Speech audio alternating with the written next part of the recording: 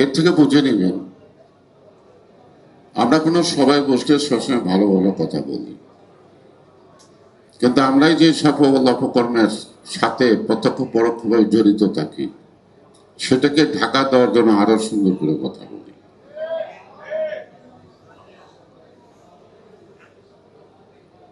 এর আগে আমাদের মধ্যেই আমরা কয়েকটা সভা করেছিলাম। সভাটা ঢাকা আমাদের থানা প্রেসিডেন্ট অ্যাডভোকেট নিপুণ রায়চৌধুরী, মুজাজ্জের আলী বাবু আমার অজ্ঞাতেই নিয়েছিলেন, আমাকে জানিয়েছিলেন। আসার পরে দেখলাম প্রোগ্রামগুলো খুবই সুন্দর। ওটা রাজনীতি বলা চলে, আবার রাজনীতিও বলা যাবে না, অর্থাৎ গণসমাবেশ, সাধারণ মানুষকে নিয়ে সমাবেশ, তাদের মত নেওয়া। আমি এই কাজটি 5ই আগস্টের পরে প্রায় 250 সভা করেছি প্রতিটি গ্রামে। সাধারণ মানুষের মতামত গ্রহণ করেছিলাম। আমরা কম বলতাম, মানুষের মতটা শুনতাম।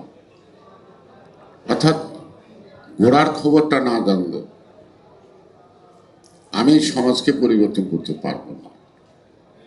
আর সমাজ পরিবর্তন করতে হবে যে জায়গায়, সে জায়গায় ত্রুটি, যেখানে ত্রুটি সেখানে। সে কারণেই আমরা সবার আগে করেছি।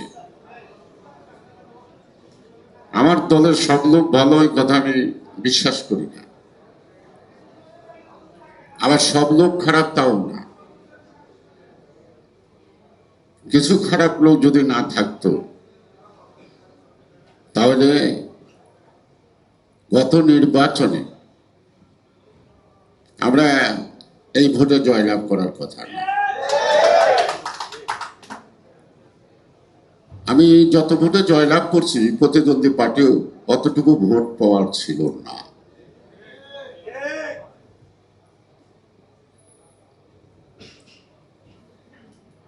এখানে অনেক ধরনের সাম্প্রদায়িক কথাবার্তা এবং সোশ্যাল মিডিয়ার মাধ্যমে উগ্র সাংবাদিকতা,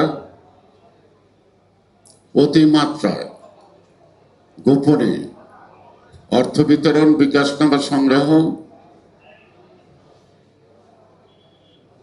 প্রশাসনের মধ্যে একটি অংশ আর যাদেরকে জনগণ বেশি বিশ্বাস করে পাহারা দেওয়ার জন্য, সেই সেনাবাহিনীর অংশ জোরে সোরে চেষ্টা করেছিল এই আসনটি ছিনিয়ে নিতে। আজকের মাননীয় প্রধানমন্ত্রী জনাব তারেক রহমান আমাকে আগের দিন রাতে 3বার টেলিফোন করছে, নির্বাচনের দিন আমার 5বার টেলিফোন করলো। এটা বেকুব, আমার কেন টেলিফোন করতেছে? আমি বললাম যে আপনার অন্যান্য আসন দেখেন,